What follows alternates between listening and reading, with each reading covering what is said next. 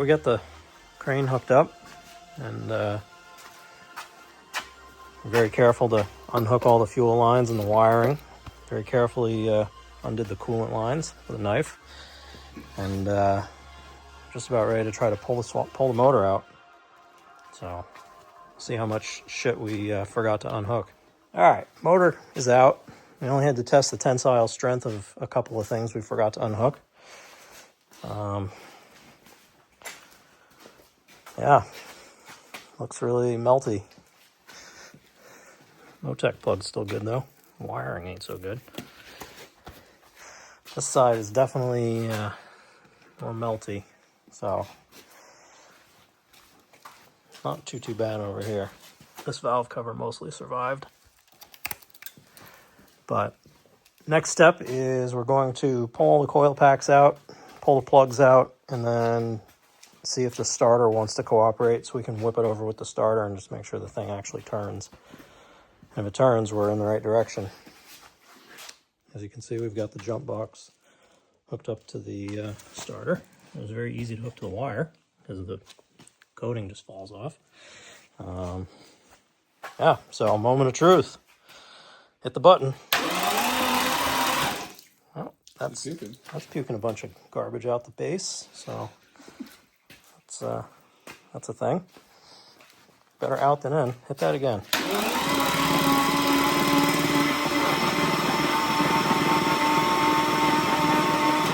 Oh, well, there's oil-ish in it.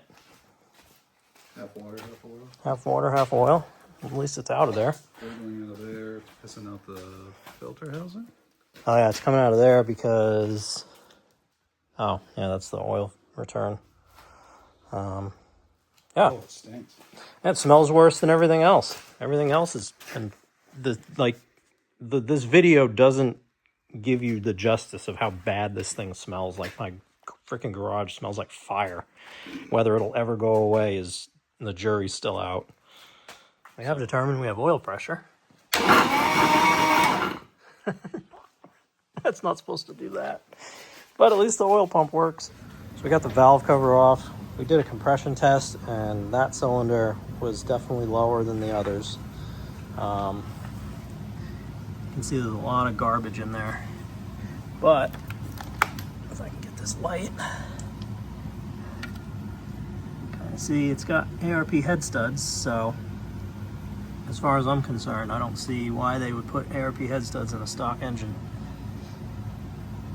So the assumption here is this is a built engine. Clearly the heads are going to have to come off and be cleaned thoroughly because they're full of garbage. And that cylinder address, I'm assuming it's a valve. I don't think it's a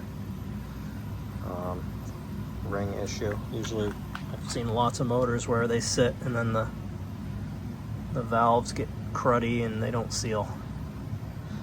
Some rust back there too. But I think it's savable.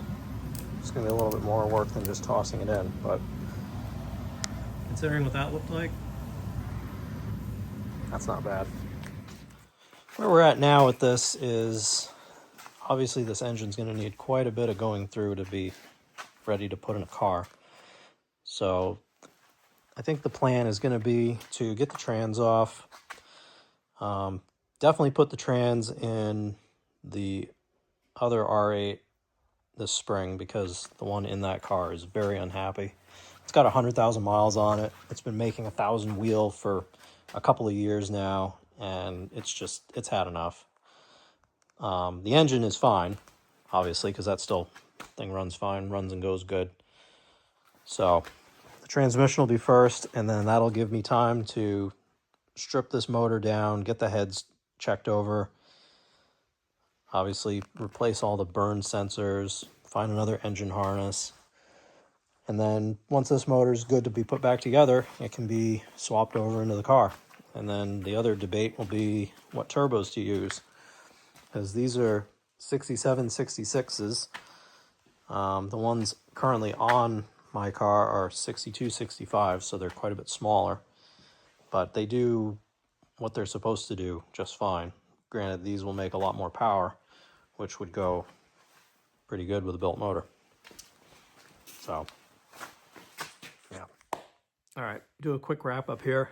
I'm about 95% sure that this package is Underground Racing's 1R package. So that consists of a built motor with rods and pistons, some headwork, which I'm not able to find out exactly what they do, a full gear set in the transmission, which I have confirmed that this transmission does have a gear set in it.